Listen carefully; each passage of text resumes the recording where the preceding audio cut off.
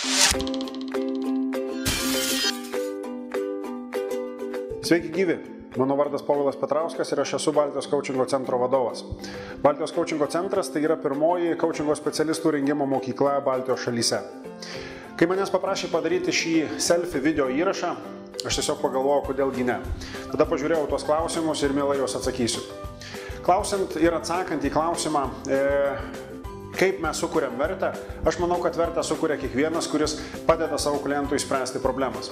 Nemėgstu žodžio problemos, bet kartais jis yra naudojamas, kartais jis yra reikalingas. Tad jeigu jūsų verslas įsprendžia žmogui problemas, aš manau, kad nuoširdus bendravimas prideda tik tai vertės prie jūsų tarpusavio santykių, prie geresnių rezultatų.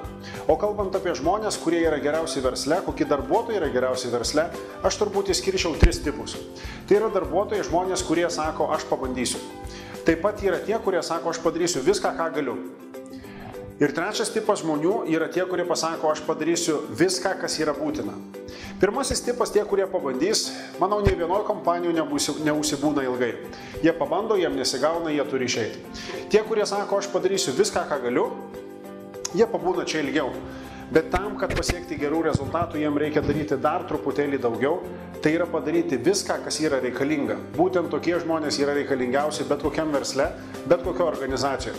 Aš labai tikiu, kad tu esi vienas tokių žmonių ir gali perlipti savo ego, kai darai daugiau negu gali, kai mokaisi išmokti daugiau negu reikia ir tada pasieki geriausių rezultatų. Sėkmės tau ir iki greito susitikimo.